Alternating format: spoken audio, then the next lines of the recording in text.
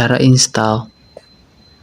Yang pertama, download aplikasi IBM SPSS 26. Selanjutnya, ekstrak file IBM SPSS 26 terlebih dahulu, dikarenakan aplikasi yang didownload masih dalam bentuk zip dan perlu diekstrak. Tunggu proses ekstrak. Nah, selanjutnya, setelah diekstrak, di dalam file tersebut terdapat setup, autorun, cara install, dan crack.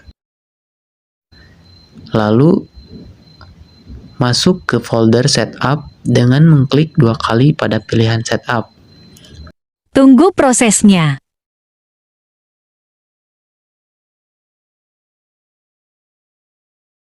Nah, setelah proses setup selesai, lalu klik yes. Dan tunggu beberapa saat. Setelah itu, klik install SPSS Statistik 26. Yang keenam, tunggu prosesnya. Lalu pilih pada I accept dan next begitu seterusnya.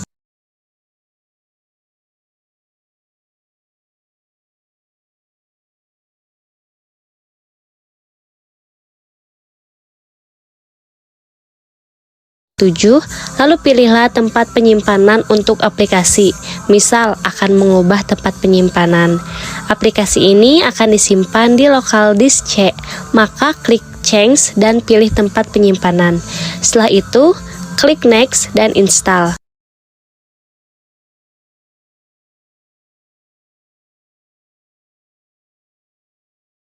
Pada prosesnya ditunggu dan penginstalan setelah selesai, hilangkan centang pada start SPSS Statistik 26 License Authorization Wizard Now dan klik finish.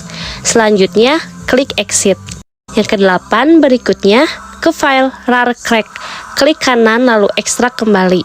Setelah selesai, klik pada folder cracknya dan copy isi dari folder cracknya. Lalu paste di tempat instalasi aplikasi IMB SPSS 26 tadi. Yang terakhir setelah itu, aplikasi IBM SPSS 26 dapat digunakan. Baik, di sini saya akan menjelaskan mengenai cara penggunaan dari SPSS. Sebelumnya, SPSS ini dapat 2 layar, yaitu ada Unital dengan bagian layar output. Nah, kegunaan dari layar Unital di sini itu yaitu digunakan untuk menginput dan mengolah data. Sedangkan bagian outputnya itu yaitu hasil dari data yang sudah diolah. Pada bagian Unital di sini memiliki 2 halaman. Yang pertama ada data view untuk menginput data. Yang kedua ada variable view. Ini itu digunakan untuk membuat variasi baru. Nah, sebelum menginput data terlebih dahulu untuk membuat variabel yang pertama di sini. Nah, baik, di sini ada bagian name. Nah, di name ini kita sesuaikan dengan kuesioner yang sudah kita buat. Misalkan ada nama, kelas, serta usia, serta pertanyaan-pertanyaan yang kita buat terlebih dahulu di kuesioner. Karena di kuesionernya cuma ada nama serta kelas. Di sini kita menulis nama dan kelas. Dan kelasnya harus disingkat terlebih dahulu di awal. Serta Q1 di sini yaitu nomor 1 dari pertanyaan yang ada di kuesioner, nomor 2, 3, sampai 12. Nah, untuk di type ini, di bagian nama dan kelas itu harus string karena berbentuknya kan kalimat, serta kalau di Q1 sampai 12 sampai X ini numerik karena berbentuknya nanti akan angka. Di bagian with ini sesuaikan dengan aplikasi yang ada di SPSS-nya. Desimalnya harus 0 karena nggak ada angka di belakangnya. Pada label di sini kita jabarkan, karena di name hanya nama, berarti di labelnya kita beri label nama si mahasiswanya, nama mahasiswa. Karena di name kelasnya disingkat, maka di label kelasnya harus dijabarin kelas Q1, Q2, sampai pertanyaan yang ada di kuesioner. Pada bagian holus ini, bagian name ini kita kosongkan, sedangkan bagian kelas kita kasih keterangan seperti ini. Karena ini nomor 1, jadi kita 1, beri volume 1, dan labelnya itu A3 2020. Seperti ini. Nah, ini pun di Q1, karena di kuesionernya terdapat pertanyaan seperti sangat setuju, tidak setuju, kurang setuju, setuju, dan paling setuju. Kita jabarkan seperti ini, sampai ke pertanyaan yang ada di Q12. Pertanyaan ke nomor 12. Di missing, kita notekan saja sesuai dengan aplikasi SPSS-nya.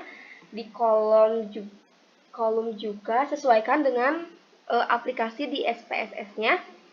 Di like di sini bagian nama serta kelas sesuai dengan yang ada di aplikasinya. Like juga sesuai yang ada di aplikasinya. Share di sini pas bagian nama dengan kelas normal seperti biasa. Di Miasu ini di Q1 sampai Q12, bahkan sampai X variabel di sini diubah menjadi scale, karena hasilnya itu kan akan berbentuk angka. Jadi harus diubah dari normal menjadi scale. Mungkin seperti itu yang dapat saya jelaskan. Selanjutnya yang akan dijelaskan oleh teman saya. Baik, di sini saya akan menjelaskan bagaimana caranya menguji reliabilitas dan menguji validitas. Nah, cara yang pertama mungkin tadi oleh teman saya sudah dijelaskan bagaimana cara menginput data.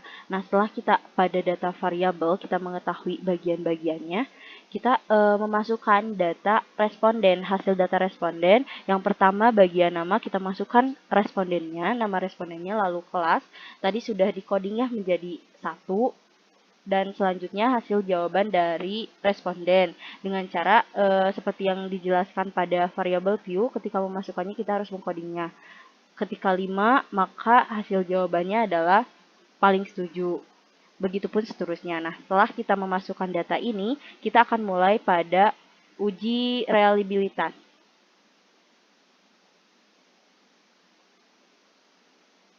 Nah, untuk uji reliabilitas di sini kita bisa klik analis, lalu kita klik scale, lalu klik reliability analysis. Nah, kita memasukkan item-item atau butir pertanyaan yang akan kita uji reliabilitasnya. Nah, setelah itu ini sesuaikan dengan aplikasinya, lalu klik OK. Nah, di sini sudah didapatkan hasil reliabilitas dari butir pernyataan yang kita uji. Nah, jika crown batch alpha ini minimal 0,6 dan jika hasilnya ini di atas dari 0,6, maka butir pernyataan ini reliable. Nah, ketika kita lihat di sini bahwa crown batch alpha yang didapatkan adalah 0,422, maka bisa kita simpulkan bahwa butir pernyataan ini tidak reliable. Baik, nah setelah kita menguji reliabilitas, baru kita akan menguji validitas. Tapi sebelum kita menguji validitas, kita harus membuat variabel total terlebih dahulu. Nah, variabel totalnya itu dengan cara apa? Kita bisa klik transform, lalu kita bisa klik compute variable. Nah, setelah itu kita masukkan data-data ini. Q1 masukkan tambah, Q2 tambah. Jika kita memasukkan semua item yang ada di sini, kita juga jangan lupa untuk membuat target variabel. Target variabel di sini adalah X dan tipe dan labelnya yaitu adalah kebiasaan belajar. Kenapa? Karena pada angket ini kita mengetahui bagaimana kebiasaan belajar dari mahasiswa kelas A3. Nah, setelah itu kita klik continue, Lalu jangan lupa juga mengklik sama dengan, lalu kita klik OK.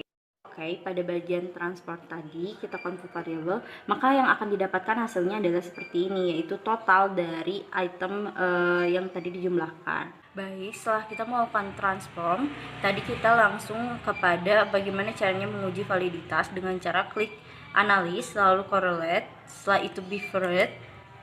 Nah, lalu kita masukkan semua item yang ada di sini.